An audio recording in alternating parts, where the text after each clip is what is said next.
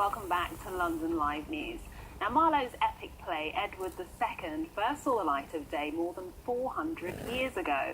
The story, which explores power, politics and same-sex love, is considered centuries ahead of its time. Well, it's being retold with an all-male production as part of the Camden Fringe Festival to celebrate 50 years since the decriminalisation of homosexuality. Well, Ricky Jukes is the artistic director of the Lazarus theatre group, which is staging it, and joins me now, along with associate producer Gavin Harrington-Odedra. Thanks very much for being here. Now, it is considered an epic play. Why did you want to stage it, though? Well, we like epic plays. So, to start with, we've done two of Marlowe's other plays, Dido Queen of Carthage and then Tamburlaine.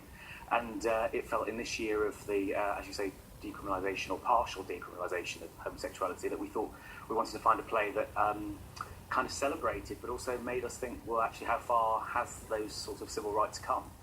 So it's in perfect time to do that, really. And the epic quality of it is it deals with a historically, he was a gay king. So, you know, you're dealing with this king in this form of crisis, and right now, at the time of our political turmoil, particularly what we had last year, it sort of seemed particularly immediate to do it now.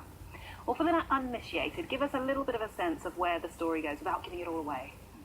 Well, it's about, as Ricky said, it's about a gay king from the 14th century, so medieval king, so he brings back his minion, they call him in the play. I think that's probably a euphemism because they weren't able to, on the stage in Marlowe's time, weren't able to call him gay or a lover.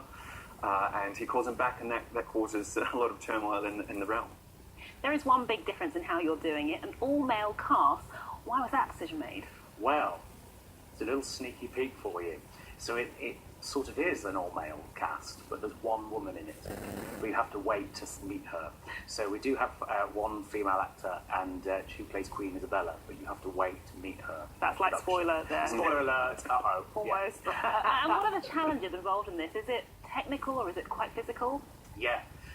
So the play itself, just textually, is a massive effort for the actors. Just getting the muscularity of them, how they perform it. You know, the language is really meaty. So for them, there's that to get over the hurdle. But yeah, it's a massively physical production as well. The cast are on stage all together all the time. We do the battles, which are normally done off stage. We actually, in the Tristan Bates Theatre, we actually do the whole battle sequence. And then another maybe spoiler alert, it's quite, the ending is particularly dramatic.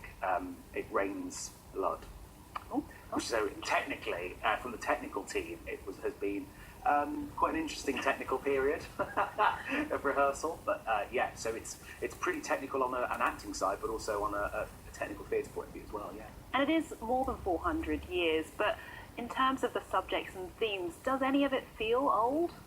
I don't think so at all. Not I think it's completely relevant. The issues and the troubles that the king has to go through, but also just the world that we're living in now is very similar. You know, world wars, turmoil inside a country, they're all happening now as they were then. And it's about a guy who's struggling with his identity.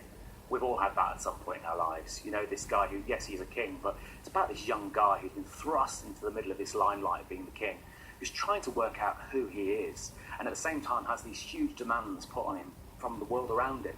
You know, we might, you know, I'm not a king, but, you know, those demands are huge, really. And the political turmoil, you know, it's totally contemporary. Ricky and Gavin, we have run out of time. From the Lazarus Theatre Company, thank you so much indeed, and best of luck. Or should I say, break a leg? Yeah. With the play. Thank you. Good news now for fans.